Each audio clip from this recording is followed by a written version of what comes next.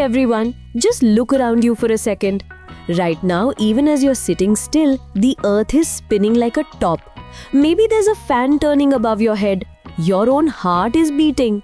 See, motion is happening everywhere all the time, from massive planets to the tiny things inside us. But what even is motion, and how do we make any sense of it? Well, that's exactly what we're going to figure out together today. So here's our game plan. First, we'll get into what motion actually is. Then, we'll see why measurement is so important. It's how we get super precise. After that, we'll learn the tricks to measuring things correctly. And finally, we'll see how all this stuff pops up in your everyday life.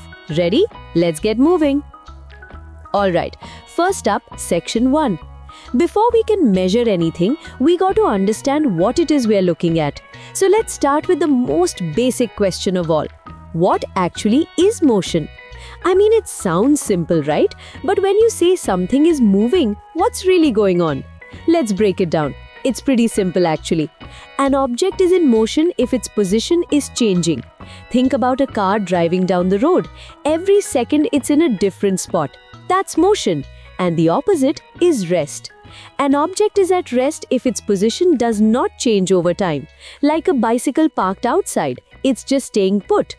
Okay, now here's where it gets really cool. Motion is relative. This means the same object can be in motion and at rest at the exact same time. How? It all depends on who's looking. Imagine you're on a bus. Compared to the person sitting next to you, you're not moving at all. You're at rest. But to someone standing on the street corner, you're zooming past. Mind-blowing, isn't it? You know, things move in all sorts of different ways, and we have names for them. There's rectilinear motion, which is just a fancy term for moving in a perfectly straight line, like a train on its track. Then you've got circular motion, like the blades of a fan going round and round. There's also periodic motion, which repeats itself over and over, like a swing going back and forth. And finally, rotational motion, where something spins on its own axis, just like a spinning top or even our planet Earth. And get this, sometimes an object does two types of motion at once. A car's wheel is the perfect example. It's rotating on its axis, right? But at the same time, it's moving forward in a straight line down the road. So cool. So we get what motion is, but just saying the car moved isn't very helpful. How far did it go? How long did it take? To answer questions like these, we need to stop guessing and start measuring. And that brings us to section 2, the world of measurement. So what is measurement? It's just finding the exact distance between 2 points. Instead of using fuzzy words like far or big, measurement lets us use exact numbers. We can say it's 2 kilometers away or 1.5 meters long. It gives us clear numbers that everybody understands. But how did people measure things a long time ago? Well, they used what they had, their own body parts. They used handspans, footsteps, you name it. But you can probably see the problem, right?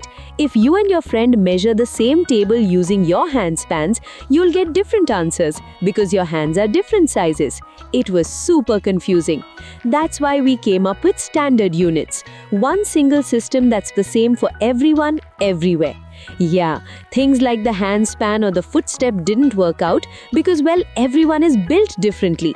My foot is not the same size as yours. You can't build a house or trade things fairly if everyone's idea of a foot is different. We needed a system that we could all agree on and trust. And the solution we came up with is the SI system, which stands for Standard International System.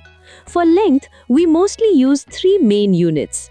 The meter, which is great for everyday things like measuring a room or your height. The centimeter for smaller stuff like your pencil or a notebook, and the kilometer for really long distances, like from one city to another. And the best part is how they all connect. It's a super simple system based on 10. There are 1,000 meters in 1 kilometer. Easy. And for the small stuff, there are 100 centimeters in 1 meter. Once you get that, you're pretty much all set. Okay, so we have our standard units and we know why we need them. But a tool is only as good as the person using it. So that brings us to section 3. Let's learn the secrets to getting accurate measurements every single time. Let's look at our toolkit. For small things that need to be measured precisely, we use a ruler or scale.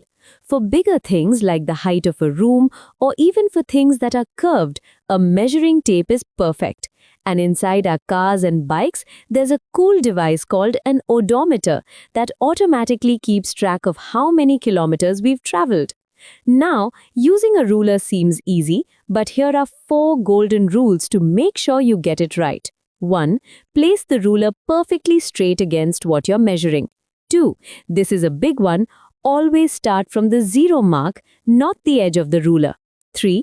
Make sure there are no gaps or bends. And 4, this is a classic mistake, so listen up. You have to look at the measurement from directly above. If you look at it from the side, the mark on your ruler can look like it's in a different spot.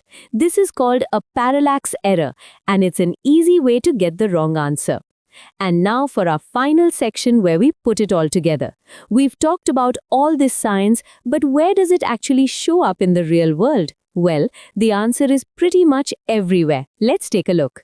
So sometimes you don't have a ruler with you, but you still need a rough idea of how big something is. That skill is called estimation. It's about making a smart, intelligent guess without using any tools. Like when you look at a door and think, that looks like it's about 2 meters tall. And how do you get better at it? It's simple. You use reference objects. If you know that your phone is about 15 centimeters long, you can use that to guess the length of your desk. If you know that a door is usually about 2 meters tall, you can use that to estimate the height of a room. It's a super useful trick. Seriously, just think about your day. When a tailor makes your clothes, they use a measuring tape to get the fit just right. When your parents are cooking, they measure ingredients to make sure the food tastes delicious. Builders need exact measurements to make sure a house is strong and safe. And when we plan a trip, we use kilometers to figure out how far we have to go.